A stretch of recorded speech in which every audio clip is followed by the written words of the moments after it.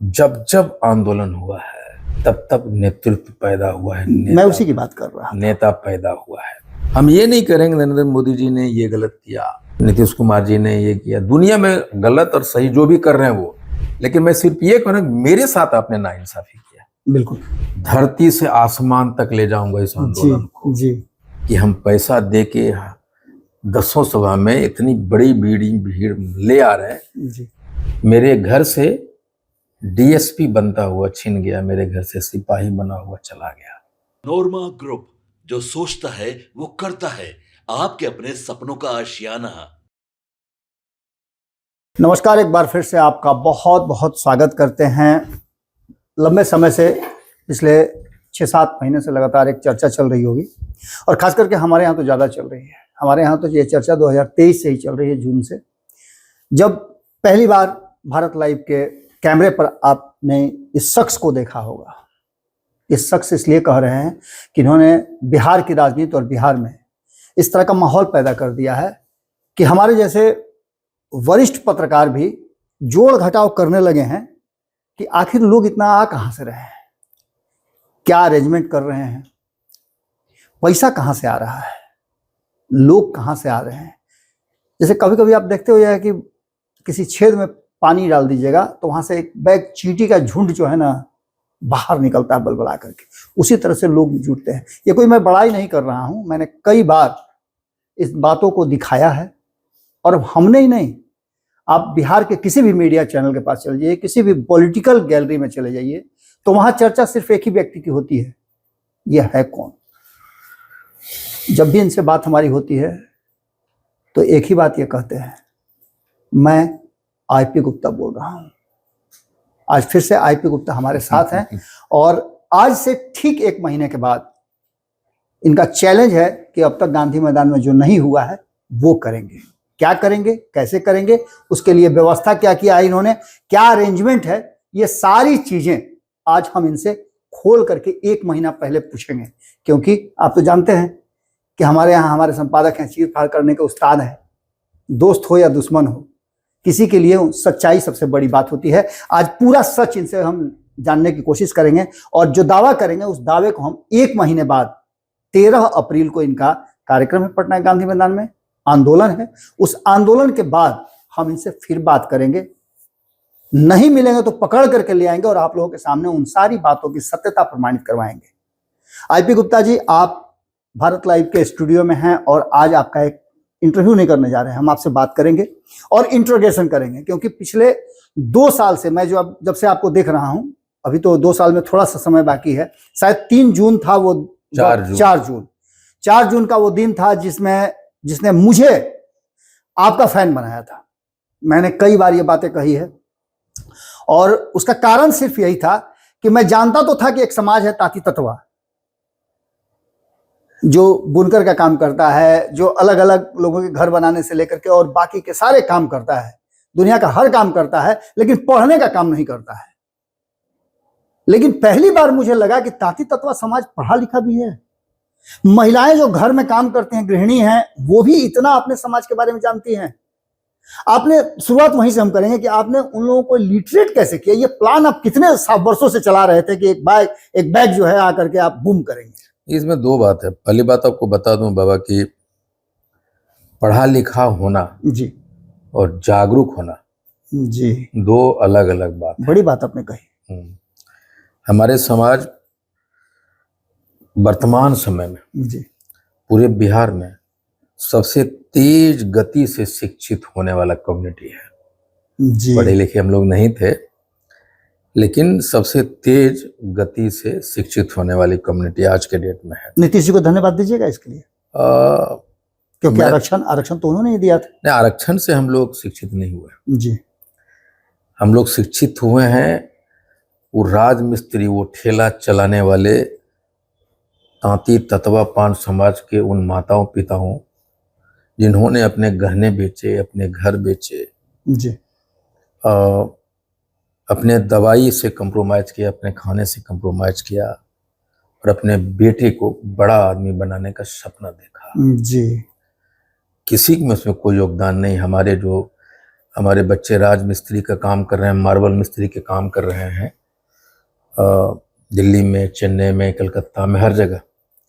हर रोज जितनी बार वो करनी ठोंकते हैं उतनी बार वो कसम खाते हैं कि मैं राज मिस्त्री, मार्बल मिस्त्री जरूर बन गया, जी लेकिन मेरा बेटा दरोगा बनेगा, एसडीएम बनेगा, आईएएस बनेगा, आईपीएस बनेगा। जी तो ना उसमें आरक्षण का कोई योगदान है, ना ही नीतीश जी का कोई योगदान है।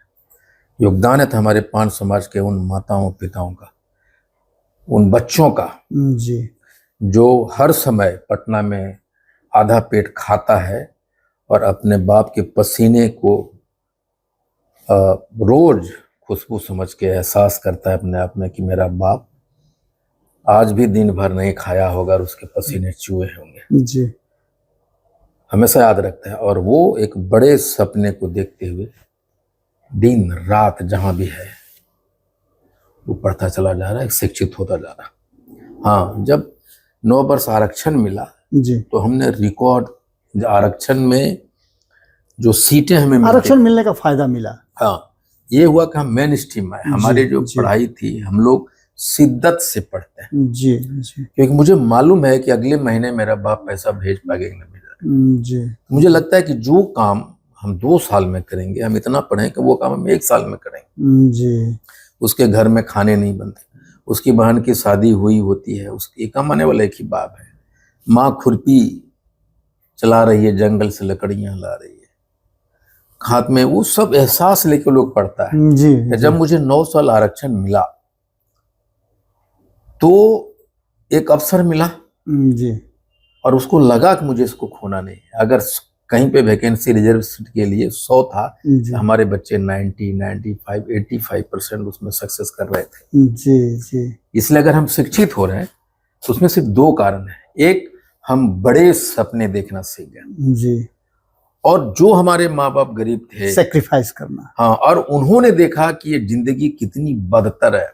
जी एक माँ सोची कि हम अपने साड़ी के लिए जिंदगी भर तरसते रहे, हमारी बेटी को जिंदगी नहीं देंगे। हमारे बाप ने सोचा कि हम राजमिस्त्री, हम लेबर का काम कर रहे हैं, हम अपने बेटा को जिंदगी नहीं जीने देंगे। हमारी बेटियों ने देखा जी कि मेरे पिताजी खैनी खाते हैं, मेरे पिताजी जब काम करके आते उनके हाथ गंदे होते, शरीर में एक ऐसा माहौल होता है कि हमारी बेटियां कहती नहीं, मेरा ऐसा पति नहीं होगा, जी मेरी जिंदगी मेरे माँ जैसा नहीं होगा। तो वो बड़े सपने देखने, सपनों को पूरा बड़े करने के सपने लिए। देखने की जो ख्वाहिश है जी और जो शिद्दत है हमारे बच्चों में कुछ बन जाने की, इसलिए वो लोग पढ़ रहे हैं। और आज भारत के जितने भी कम्युनिटी हैं उसमें सबसे तेज गति से शिक्षित होने वाले। 4 जून को जब आपसे हमारी बातचीत हुई थी, 3 जून को हमारी आपकी बातचीत हुई थी, नहीं संभवतः 4 जून को ही हुई थी। 4 जून जिस दिन आपका कार्यक्रम था उसी दिन सुबह में आपसे हमारी बातचीत हुई थी। आपका 12 बजे से कार्यक्रम था, 10 बजे हम लोग मिले थे और हमने आपका एक छोटा सा इंटरव्यू किया था। उस इंटरव्यू के बाद जब हमारे लोगों ने देखा कि क्या कुछ चल रहा है, तो आप जितनी भी बातें कर रहे हैं, इन बातों का कहीं ना कहीं हमें भी एहसास था, और यही कारण था कि हमने आपको बधाई भी दिया था कि आपने अपने समाज को लिटरेट किया है। तब आपके सोचने का तरीका कुछ अलग था। आप एक इंजीनियर आईपी गुप्ता को हमने देखा था जो सभ्य भाषा का प्रयोग करते थे, एक इंटेलेक्चुअल की तरह बिहेव करते थे, लेकिन अचानक से साल भर के अंदर में ऐसा क्या हो गया कि जिस आईपी गुप्ता को हमने अंग्रेजी में, हिंदी के अच्छे अच्छे शब्दों में सुना है, उस आईपी गुप्ता को हमने मंचों से गाली देते हुए सुना है। ये ट्रांसफॉर्म क्यों कैसे हुआ? देखिए, गाली मैं अपने लोगों को दे रहा हूँ, मैं उसी की बात कर रहा हूँ। हम अपने लोगों को कह रहे हैं कि तुम ये मत सोचो कि तुम्हें आरक्षण कैसे मिलेगा, जी ये मत सोचो कि तुम आजाद कैसे होगा, जी तुम ये सोचो कि तुम्हें आरक्षण छिना कैसे गया, तुम ये सोचो कि तुम गुलाम कैसे हो गए। जी और अगर 100 आदमी है और 100 आदमी से 9 आदमी अगर आंदोलन की बात कर रहा है, नारे लगा रहा है, चिल्ला रहा है, उसमें से एक आदमी अगर शांत है तो मैं उसको टारगेट करता हूँ कि तुम पान समाज का दुश्मन। गंवई शैली में आप बोलते हैं। हाँ। आप एकदम जहां रहते हैं उस भाषा में बात करते हैं, लोगों को अपने तरफ बुला करके आप जो बात करते हैं उसमें भी एक अलग तरह का ट्विस्ट होता है। क्या ये राजनीति का एक नया आपने कोई सूत्र गढ़ा है, या फिर आप सोची समझी रणनीति के तहत ये सब कुछ कर रहे हैं, देखिए, कि यह भावनात्मक रूप से नहीं, देखिए, अगर ये सोची समझी होगा, ये नेचुरल नहीं होगा। जी जी। आप कभी मेरे साथ रहिए, उन बच्चियों के आंख में आप देखिए, वो जो आईपी गुप्ता की तरफ जिस उम्मीद से वो देख रही है, उन माता वो बहनों से मिलिए जो राखी बांध रही के भैया तो हमरा पैसा नहीं दे लेकिन हमारा आरक्षण ले हो। नहीं, मैंने देखा है इन सब तो चीजों को, मैंने ग्राउंड जीरो पे देखा है। और ये जो चीज है ना, ये नेचुरल नहीं हो सकता, ये दिखावा नहीं हो सकता। जी जी, आप प्लान करके नहीं जा सकते जी। ये जो फ्लो है इमोशन का, वहां वो आईपी गुप्ता उसको दिखाई पड़ता है जो इंजीनियर नहीं है जी। वो आईपी गुप्ता वो दिखाई पड़ता है जो कभी उसी की जिंदगी जिया है, और वो इसलिए मुझसे सहज हो पाते हैं कि मैं उसी की तरह रहता हूँ जी। उसी के साथ बैठ के खाना खाता कभी सत्तू खाने लगते हैं, कभी लिट्टी घुगनी खाने लगते हैं। मैं वही खाता हूँ जो मुझे अच्छा लगता है जी। मैं वही पहनता हूँ जो मुझे सहज करता है जी। और मेरे लोगों के बीच में, हमारे लोगों के बीच में वो खान पान, वो पहनावा, वो रहन सहन, दूरियां नहीं बने जी। उसको लगे कि आईपी गुप्ता भी मेरे जैसा है। लेकिन आईपी गुप्ता ऊंचा सोचता है, हमारे जैसा होके भी ऊंचा सोचता है, और वही बात उसको प्रेरक करता है। आईपी गुप्ता एक साधारण आदमी है, ऊंचा सोच सकता है, तो हम भी साधारण हैं, हम भी असाधारण सोच सकते हैं। 67 दिन पहले आपने एक यात्रा शुरू की थी, 167 दिन पहले मोतिहारी से आपकी यात्रा शुरू हुई। यात्रा शुरू होने के 2 दिन पहले भी हमारी आपकी बातचीत हुई थी, यहीं पर बैठ करके हम लोगों ने बहुत सारी बातों को किया था। हमने आपसे कहा भी था कि कितने सफल होंगे। एक संदेह मेरे मन में भी था कि जो आप दावा कर रहे हैं उस दावा को आप पूरा कर पाएंगे, नहीं कर पाएंगे, क्या करेंगे, क्या नहीं करेंगे, क्योंकि राजनीति में अक्सर होता क्या है, दावे कुछ और होते हैं और हकीकत कुछ और होती है। लेकिन लगातार मैं देख रहा हूं कि मोतिहारी से जो आपकी पहली यात्रा शुरू हुई और आपकी 9वीं यात्रा तक, 10वीं यात्रा तक, मैं 9वीं की बात इसलिए कर रहा हूं कि 10वीं यात्रा तो आप फील्ड में नहीं किए थे ना, वो तो आपको एक फील्ड मिला ही नहीं था, हॉल में किए थे। इसलिए मैं 9 यात्रा की बात कर रहा हूं, क्योंकि उसके आंकड़े हमारे पास हैं। हमारी टीम लगातार गई है, मैंने और भी चैनलों में देखा है, कहीं ऐसा नहीं कि लोगों को भी भ्रम हो कि भाई बाबा के चैनल पर तो इस तरह का दिखाया जाता है, लेकिन सभी चैनलों पे जो आपके लोग थे, आपकी भीड़ थी, जिस तरह से लोगों का बिहेव आपके प्रति था, मैं तो कई आपके सभाओं में जा भी चुका हूं, हमारी टीम पूरी जा चुकी है, संपादक नमन मिश्रा जी जाकर के वहां, वो भी आते हैं तो यही कहते हैं कि गजब। पैसे से आते हैं लोग, आपके भावना से आते हैं, या लोगों में आपने इतना जागृति पैदा कर दिया है कि लोग स्वतः आते हैं। पैसे से भीड़ नहीं। ये सवाल मेरा नहीं है, ये उन पॉलिटिशियंस का सवाल है कि आईपी गुप्ता बहुत पैसे वाले हैं, कितना पैसा रखे हैं। देखिए, पैसे से कभी भीड़ नहीं आती जी। पैसे से भीड़ जुटाई जाती है जी। भीड़ आती नहीं है, जुटाई जाती है, मैनेज की जाती है। नंबर 1। और जो पैसे से भीड़ लाई जाती है मैदान में दिखती नहीं है, टिकती नहीं है। जी। और जो भीड़ आती है वो टिकती है, रहती है, और वो एक अजब सा उसमें एक उन्माद होता है। नंबर 1। दूसरा कि जो हमारे साथ भीड़ है वो जेनरिक है, नेचुरल है। जी, जी। एक पान युग का निर्माण जब होने लगता है, किसी युग का निर्माण होता है, किसी जाति का युग आता है, तो इस तरह की नेचुरल फ्लो, स्वतः स्फूर्त आप जिसको बोलते हैं, जी, वो बच्चे, छोटी छोटी उदाहरण दूंगा, मघी न्यूज वाला जी, वो एक बच्चे से पूछा उन्होंने, जयनगर में 7 बरस के बच्चे से, कि यहाँ क्यों आए हो? बोलता है कि मेरा जाति खो गया, उसको खोजने आया। जी, मैंने सुना है ये बात। सहरसा में 8 बजे एक 80 बरस की मेरी माता आती है, मेरी दादी आती है, बासी भात लेके 8 बजे से और शाम के 6 बजे तक कमकमाती ठंड में रहती, उससे पत्रकार पूछता है क्यों आए हैं आप? मेरा बेटा आ रहा है आईपी गुप्ता, उसको देखने आया हूँ, उसको आशीर्वाद देने आई हूँ। मेरे घर से डीएसपी बनता हुआ छिन गया, मेरे घर से सिपाही बना हुआ चला गया, वो लाएगा। ये जो उम्मीद है, और मैं जैसा हूं वैसे ही दिखा रहा हूं लोग। जी।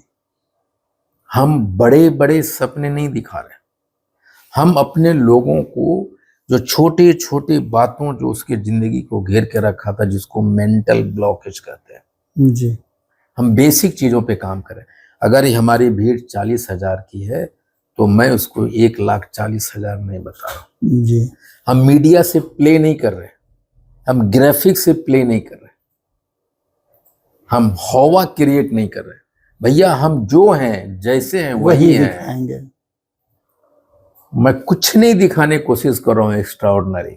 जी। एक्स्ट्राऑर्डिनरी काम कर रहे हैं, एक्स्ट्राऑर्डिनरी भीड़ है। भैया देख लो, जैसे है वैसे हैं। हम अपने पोस्ट को बूस्ट नहीं कर रहे। कितना पैसा देकर के लोगों को जुटाते हैं? ये एक सवाल आपसे पूछा जा रहा है। हर राजनीतिक दल के नेता पूछते हैं कि उनके पास बहुत पैसा है, पैसा दे देकर के लोगों को जुटाते हैं। हालांकि हम ये बात नहीं कह रहे हैं, हमने तो कई लोगों से इंट्रोगेट भी किया, पूछा भी है कि आप पैसा लेकर के आए हैं। लोग उल्टा इतना गुस्से में आ जाते हैं कि लगता है रिपोर्टर के साथ ही वो। इसका जवाब सिर्फ ये है जी। कि अगर उनको लगता है कि हम पैसा दे के 10 सभा में इतनी बड़ी भीड़ ले आ रहे हैं, जी। तो मैं सिर्फ एक बात कहता हूं उन लोगों से कि इतना तो मान लिया ना आपने कि पान समाज के लड़के भी, एक राजमिस्त्री का बेटा भी पैसा खर्चा कर सकता है। जी। यही मान लीजिए कि हमारे पास बहुत पैसा है, जी। इतना मान लीजिए। आपकी यात्राएं 10 यात्राएं खत्म हो गई हैं। राजगीर में आपने जो एक सभा किया था, उस सभा का भी खूब चर्चा हो रहा है, क्योंकि आपको कहा गया था कि उसी दायरे में ही आपको करना है, लेकिन आपने सड़क से लेकर के उस हॉल तक जो भीड़ दिखी वो भी हमने देखा। अब आप जमीन से आसमान की तरफ उड़ रहे हैं। जमीन का आंदोलन अब आसमान में करेंगे आप। हेलीकॉप्टर वाले आईपी गुप्ता हो गए हैं, हेलीकॉप्टर उड़ाएंगे। ये आइडिया आपके दिमाग में कैसे आया? क्या समय अभाव के चलते आया, या फिर अपने लोगों को यह भी ताकत दिखाने का एक तरीका है कि आप भी हेलीकॉप्टर वाले हैं, आप भी खुल करके आइए और खुल करके इस बार चुनाव में? 2-3 चीजें हैं जी। बाबा साहब ने कहा था कि शिक्षित बनो, संगठित हो, संघर्ष करो। जी। ठीक है ना। मैंने कहा कि बाबा साहब 78 बरस हो गया, इन तीनों में से हम कुछ नहीं कर पाए। हमारे पास से 100 बरस और नहीं है। आईपी गुप्ता की लाइफ बहुत सीमित है। मुझे आपको प्रणाम करते मुझे अपना नारा चलाने दीजिए। सोचो, करो, कर सकते हो। एक नारा था, सोचो मैं गुलाम कैसे हुआ।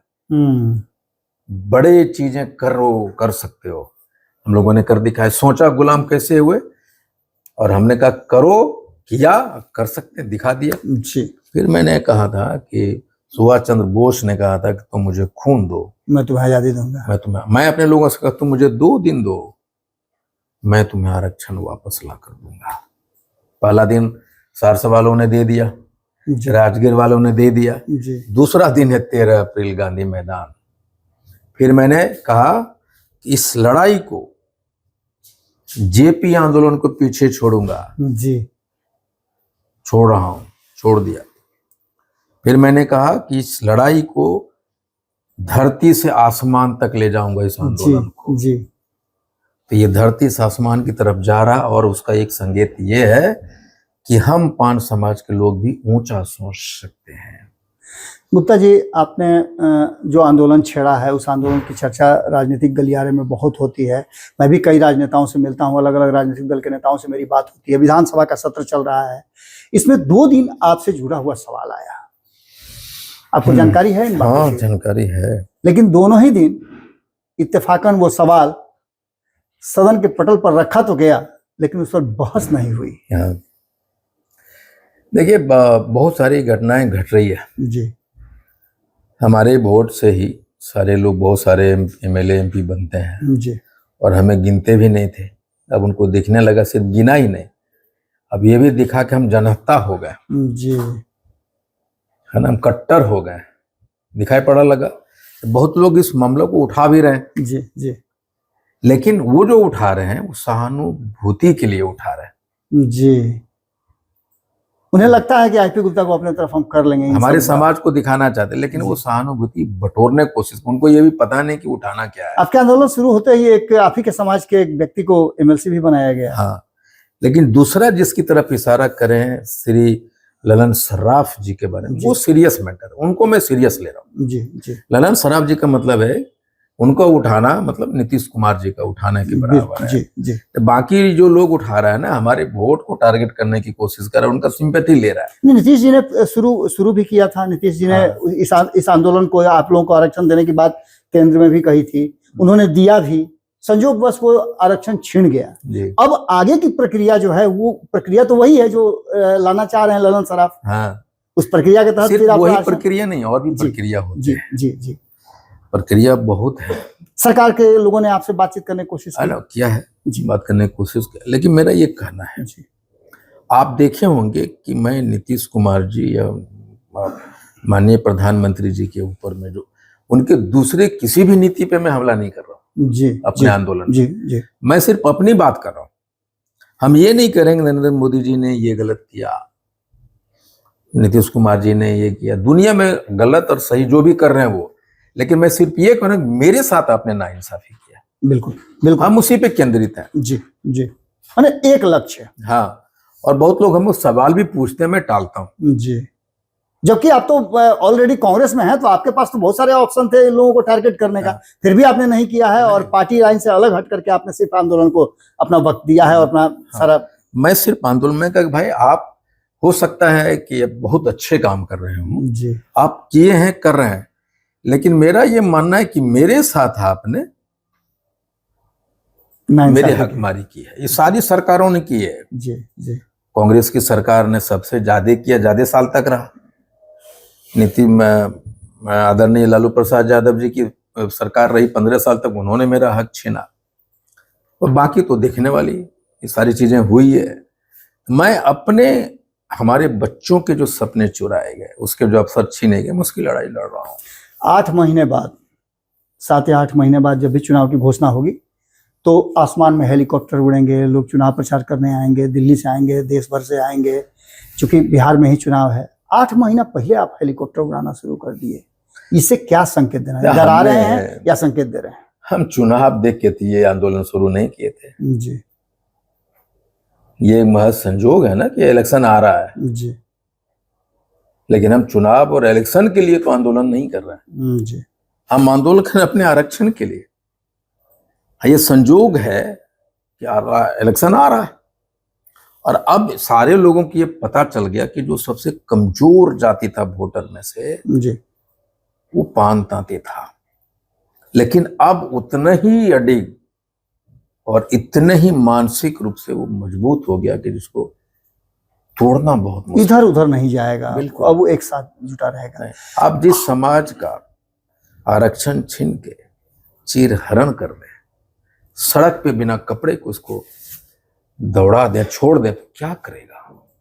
अपने तन को ढकने के लिए, अपने बच्चे के भविष्य के लिए, उसकी जान को बचाने के लिए कोई भी माँ बाप कुछ भी करेगा। जी। और जिसका बच्चा के सामने से नौकरी छीन गया, वो जिंदा रह के भी एक जिंदा लाश है। वो हमारे बच्चे, उसके लिए जीना क्या, मरना क्या।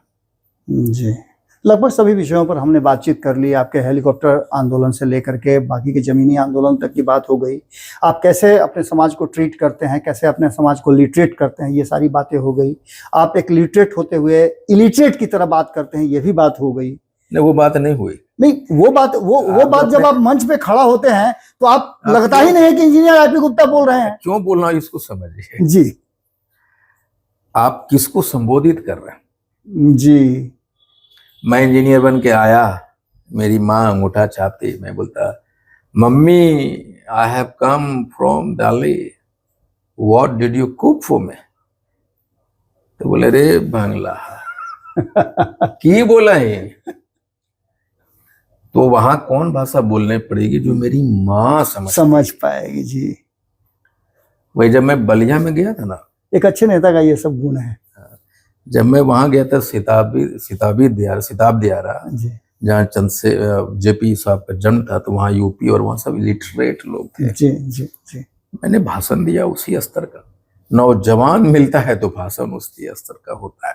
और आईएएस ऑफिसर मिलेंगे या कभी सदन में बोलने का मौका मिलेगा, उसी क्लास का होगा। जी। मेरा अंतिम सवाल आपसे है, हर आंदोलन की जो अंतिम परिणति होती है, माइलस्टोन जहाँ पहुँचना होता है, वो अक्सर आपने देखा होगा आंदोलन से निकल करके कुछ दल आते हैं, कुछ नेता आते हैं। आपका अगला लक्ष्य 13 तारीख को क्या है? आंदोलन तो आपका 13 तारीख को पहुंचेगा गांधी मैदान, पूरे बिहार से होता हुआ। वहां आकर के अपनी शक्ति का परीक्षण भी आप करेंगे, और वहां से कौन सी शक्ति ऐसी लेकर के चलेंगे कि आप याचक से याचना करने वालों के तरफ आगे बढ़ेंगे? देखिए, दुनिया का एक भी आंदोलन निकाल के देख लीजिए जी। जो निष्फल हुआ है। निष्फल नहीं हुआ है, कोई आंदोलन निष्फल नहीं हुआ है। एक भी आंदोलन निष्फल नहीं हुआ है, नंबर 1। दूसरा, जब जब आंदोलन हुआ है तब तब नेतृत्व पैदा हुआ है, मैं उसी की बात कर रहा हूं। नेता पैदा हुआ है। और मैंने घोषणा किया है कि 13 अप्रैल को एक पार्टी का घोषणा करूंगा जी। और आंदोलन से निकला हुआ पार्टी जी कभी असफल नहीं होता। जी। और मेरा हर कदम पार्टी का निर्माण भी हमें आरक्षण को मजबूती देगा, हमें अपने लोगों को एक प्लेटफॉर्म देगा जहां कि हम संगठित होकर रह सकें। और हमारा पार्टी ही हमें वो ताकत देगा कि जो हमारा वोट है हम उसको किस तरह मूव करें कि हमारा आरक्षण हमको मिले। जी। हमारा ही वो पार्टी ही और वोटर ही डिसाइड करेगा कि हम सड़क की लड़ाई एमपी एमएलए बना के सदन तक कैसे ले जाएंगे। और हम आपके महलों में मेहमान बन के नहीं रहना चाहते। मेरा झोपड़ी होगा, मेरा घर होगा। हमारे 5 लाख वोटर होंगे, 10 लाख वोटर होंगे, 40 लाख वोटर हमारे होंगे जी। और वो वोटर सिर्फ और सिर्फ हमारे लिए काम करेगा, हमारी लड़ाई को मजबूत करेगा। और इसीलिए 13 अप्रैल को गांधी मैदान के उस मंच से एक पार्टी का घोषणा होगा जी। और वो सिर्फ और सिर्फ हम हर वो काम करने के लिए तैयार है या वो हर कुर्बानी देने के लिए तैयार है, वो बलिदान देने के लिए तैयार है जिससे मेरा आरक्षण मुझे वापस मिलेगा। बहुत सारे सवाल रह गए हैं, जो सवाल आपको भी लगातार फोन आ रहा है, आप बहुत ज़्यादा व्यस्त हैं, 1 महीने का आपके पास मात्र समय बचा हुआ है, जमीन पे नहीं आ सके तो हेलीकॉप्टर कर लिया आपने, ये सब कुछ हुआ। 13 तारीख से पहले हम चाहेंगे कि एक बार और जब आप हेलीकॉप्टर यात्रा शुरू करें तो बीच में समय जरूर निकालिएगा, खास करके भारत लाइव के दर्शकों के लिए, क्योंकि हर कोई ये जानना चाहता है कि हम आपके साथ और आपकी खबरें इतना क्यों दिखाते हैं, क्या क्यों दिखाते हैं। ये खुद ही आईपी गुप्ता सामने बैठे हुए हैं, आप इनसे भी पूछ सकते हैं, आप कमेंट बॉक्स में भी इनसे बातें कर सकते हैं। खास करके इस समाज को आपको पता है कि इससे पहले कुशवाहा समाज जब बिल्कुल अलग थलग पड़ा हुआ था तब भी हमने वही काम किया था, उस समाज को, लोगों को जगाया था। एक बार फिर से तांती तत्वा समाज और ये समाज वास्तव में आरक्षण क्या हकदार था, क्योंकि हमने आपको पहले ही बताया है कि 9 साल के आरक्षण में इस समाज ने जो डेवलप किया है, शायद हो सकता है किसी की नजर लग गई हो, जैसा कि इनसे ऑफ द रिकॉर्ड बहुत सारी बातें होती हैं, और समाज के से ज्यादा इस समाज ने प्रगति किया था। अब आगे आरक्षण वापस लेने की लड़ाई है। ये लड़ाई 13 तारीख के बाद कौन सी गति प्राप्त करेगी, हमारी नजर बनी हुई है, आपकी नजर भारत लाइव पे होनी चाहिए। आपके पास कोई सवाल हो तो जरूर पूछिएगा, आईपी गुप्ता के सामने हैं, आगे भी हम इनसे सवाल करते रहेंगे। बहुत बहुत धन्यवाद। आपके सपनों को हमने सजाया है, ई होम्स पैनोरामा को हमने बनाया है। ई होम्स मेरा एक सपना था जिस पे मैं पिछले 4 साल से काम कर रहा था। हमने जो बनाया है वो सबने है माना। ई होम्स पैनोरामा में हो आपका भी आशियाना। और फाइनली हमने 2021 में इस प्रोजेक्ट को लॉन्च किया। बहुत लोग अप्रिशिएट कर रहे हैं कि पूर्णिया जैसे शहर में, बिहार के, एक तो बिहार की बात करें उसमें भी पूर्णिया जैसे छोटे जगह में इस तरह का लाइफस्टाइल देना, ये सुन के हम लोगों को बहुत अच्छा लगता है। ई होम्स में हमने कुछ और भी किया है, जैसे हम जिस जगह में रह रहे हैं हमारे फैमिली सिक्योर हो, उनको सिक्योरिटी का ध्यान में रखा है। आपकी सुविधा और सुरक्षा आपके लिए खास है, ये आपका विश्वास है। इसमें आर्टिफिशियल इंटेलिजेंस का 7 लेयर सिक्योरिटी का हमने इस्तेमाल किया है। लस ग्रीन कैंपस को बनाया है, यदि हमारा बाउंड्री वाल है तो वो वर्टिकल गार्डन है। ये जितनी भी फैसिलिटी होता है एक इंटरनेशनल टाउनशिप में ई होम्स है, ये हम लोग विश्वास नहीं कर पा रहे हैं। जो भी हमारे मित्र दोस्त या जो भी हमारे बाहर के बाहर आते हैं तो हम लोगों को बहुत अच्छा सुनने को मिलता है और बहुत अच्छा क्रेडिट मिल रहा है। वो सारा हमने सिर्फ एक बिल्डिंग नहीं बनाया, हमें एक बहुत अच्छा लाइफस्टाइल दिया ई होम्स में, और मेरा एक सपना था जिसको मैं आज फुलफिल होते हुए देख पा रहा हूँ। ये आपका आवास है। ई होम्स पैनोरमा में अब आपका निवास है। E homes Panorama, luxurious lifestyle redefined.